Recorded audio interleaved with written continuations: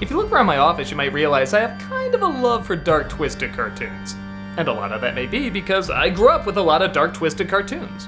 Now, I'm not talking about the ones like Batman or ones that were meant for older kids. I'm talking about the ones that were meant for little kids, and they probably should have been made for little kids. And I loved the hell out of them. I enjoyed how much they scared me. I loved how every time you got through one, you felt a little tougher. So I'm doing a series reacting and reviewing them. We're gonna analyze how creative they are, how dark they are, and if the dark twisted tone was warranted. So join me in taking a look at some dark tunes.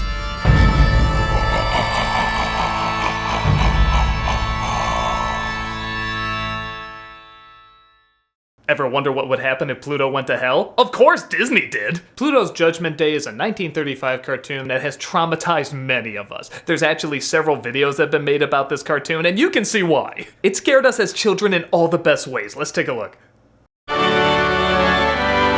Right away, the music should be a first clue. It's just like an organ, a huge gothic organ, but then like they try to sneak in the little happy-go-lucky Mickey Mouse music. Like, we're not that scary, we're fucking scary. Look at that title screen. It's like that Time magazine cover with Is God Dead? Except, you know, with a Disney cartoon. Jesus.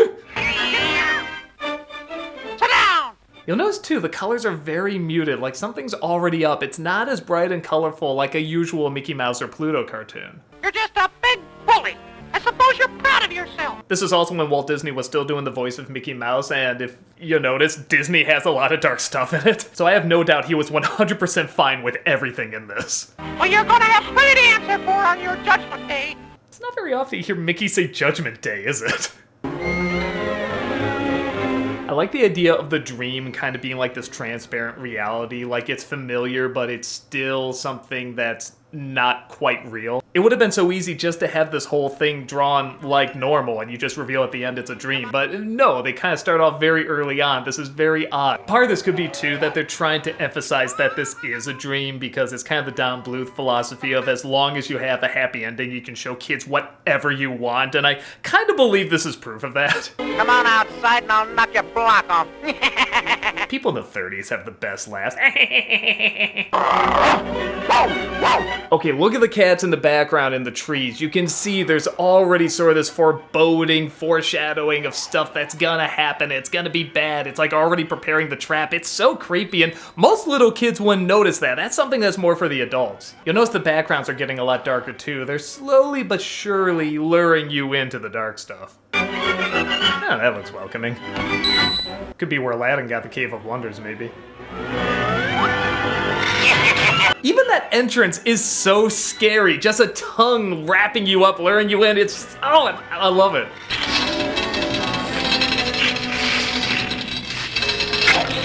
That is fucking horrifying.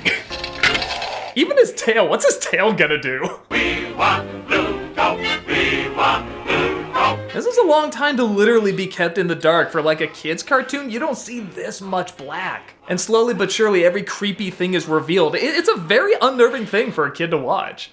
You're on trial today for the crimes that you've committed. I'm almost wondering if this was meant to be Pete, because he has kind of that Pete look to him. Maybe they were like, no, he's got to be Mickey's enemy, not Pluto's. And he promised he'll get justice. I like how the cat jury is literally on the fence, like how cats usually are. They like to sing on the fence, but at the same time, there's clearly nothing about their judgment that's going to be on the fence. The telephone book's a nice touch too, just showing nothing's going to be fair in this trial. You solemnly swear to tell the whole truth and nothing but the evil figure, so help you. I think that's how most kids hear the swear-in process. That they don't actually hear what they're saying. Look at the lighting against the background. It really just heightens the shadow he has. Up to the jury to decide. Oh, that's a great face. That's such a creepy face. The short has what I like to call flexible lighting. If you actually look at how the lighting is supposed to be in every scene, it doesn't make sense. Sometimes it's above, sometimes it's to the side, sometimes it's really bright, sometimes it's really dark, but it's all just to emphasize the shadows, the angles, and it does such a great job of it. You don't care, you just accept it. Also, it's a dream. Who knows what the hell lighting's like in a dream? He chased me under a steamroller, and then he left me flat. This cartoon does legit have me asking how many cats has Pluto killed.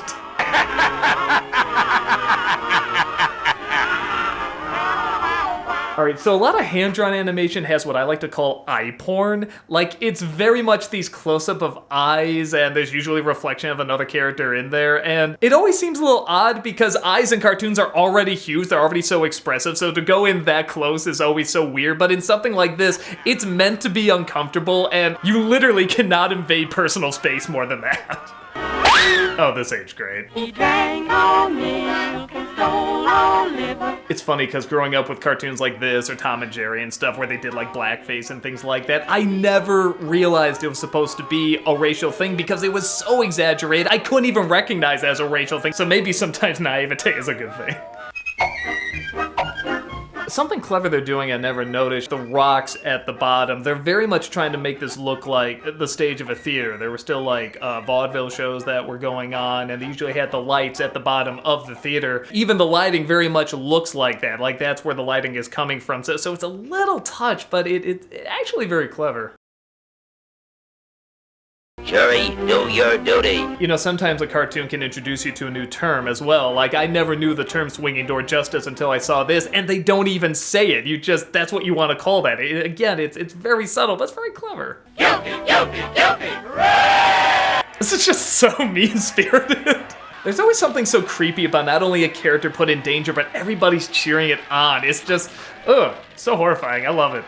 That hot seat, I believe they also used in Casino Royale for very different purposes. Maybe not that different. This is another Disney trope they did a lot. They'd have these little, either raindrops or usually fire that would come. They'd have like these little personalities and they would try to destroy something. They do a little dance. It's cute. It's horrifying, but it's cute. See, now that's super sweet. That's how they can get away with it. They put a super sweet, super nice ending, and they can show you whatever they want. And you can usually tell when a cartoon needs to do that because the ending is usually very short. The happy ending is super quick. They obviously want to focus on the dark, creepy stuff. You can tell that was the intent of the director and the animators, is that they wanted to scare the shit out of you. And what's so funny about it is that it's not like it's a lesson that's super beneficial to kids. I mean, it's a dog learning not to chase cats.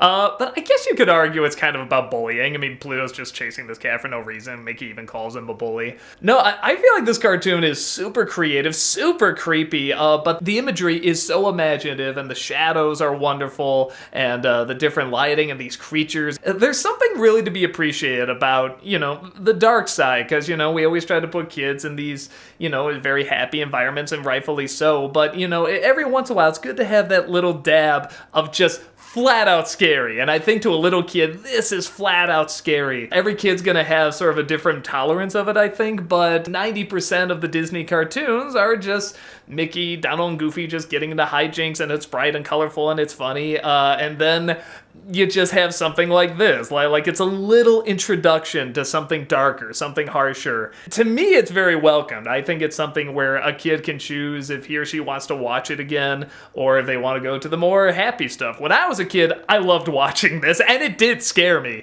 but that was part of the fun. I liked being scared. I also liked the bright, colorful stuff, the funny stuff, but this was very different to me because I didn't see it that much. And I think that's part of what was so attractive about it, is that it's something I was not seeing often, and they definitely sneak in this stuff a lot in Disney. I mean, people love to talk about the stuff that traumatized them in Disney cartoons, Disney movies and stuff, so, but it's rare that almost 100% of the movie, short, whatever, is scary. Nowadays, we get a lot more of that. We get like Nightmare Before Christmas and things like that, where it'll just surround you with the dark imagery, which is fantastic. But back then, it was more rare. So I think when you do see that in a Disney cartoon, it is a little bit more jarring, but that's also part of the fun. It gives the option for kids to look into the imagination of the dark side. For kids, I think it's very okay to allow that in small doses to see if they like it or don't like it, and then they can sort of choose from there on out, you know, what they enjoy. So I found I really liked being scared as a kid. So this cartoon was a lot of fun. So yeah, Pluto's Judgment Day, 1935. Highly recommend it whether you're a kid or an adult. It's scary either way. Hey everyone, I got a couple of these lined up. If there's any particular cartoon you want me to look at as being very dark or twisted, leave it in the comments below. Again, I'm not really looking for movie scenes or cartoons meant for teenagers or older. I'm talking about ones meant for little kids, but still scare the shit out of you. Whether it's an old cartoon or a new cartoon, let me know what you want me to look at.